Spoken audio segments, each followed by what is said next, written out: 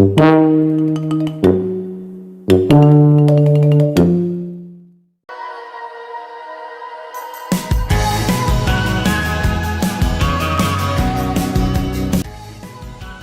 assalamualaikum warahmatullahi wabarakatuh. Perkenalkan, nama saya Muhammad Kenneth Hidayat dengan NIM 14012311116. Di minggu ke-11 ini kita akan membahas preservasi dan pengecekan kualitas sperma.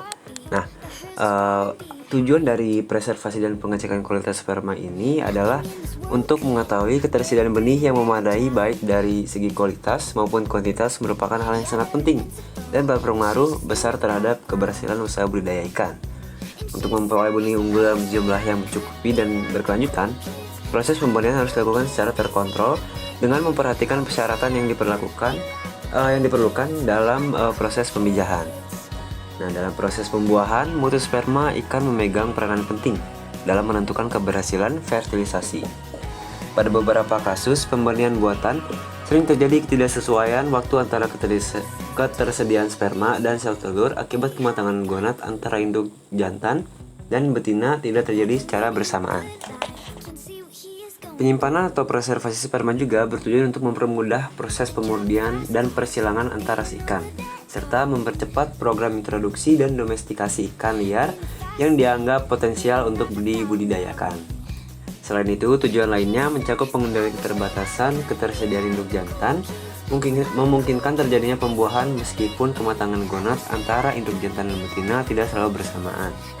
Lalu menyediakan cadangan genetik, mendukung program pemulihan ikan, mempermudah distribusi dan pengangkutan sperma dalam jumlah besar ke berbagai wilayah, serta memungkinkan produksi benih sepanjang tahun. Proses pembuahan terjadi saat spermatozoa masuk ke dalam telur melalui lubang mikropyle yang terdapat pada chorion. Tetapi spermatozoa mempunyai kesempatan yang sama untuk membuahi satu telur. Telur dan sperma yang baru dikeluarkan dari tubuh ikan mengeluarkan zat kimia yang berguna dalam proses pembuahan. Salah satu faktor penting yang mempengaruhi kualitas spermatozoa adalah bahan pengencer. Komposisi dalam bahan pengencer harus mampu menunjang kebutuhan dan fungsi fisiologi spermatozoa agar kualitasnya tetap terjaga selama masa penyimpanan. Selain itu, bahan pengencer idealnya tidak bersifat toksik dan mampu memberikan perlindungan terhadap stres akibat suhu rendah. Media pengencer terdiri dari komponen organik dan anorganik yang berfungsi untuk menambah volume semen, memperpanjang masa simpan spermatozoa, mengurangi kepadatan antara sel sperma, serta mencegah terjadi aktivasi sperma secara dini. Media pengencer juga berperan dalam menurunkan aktivitas spermatozoa serta membantu mempertahankan motilitas dan daya hidupnya selama penyimpanan.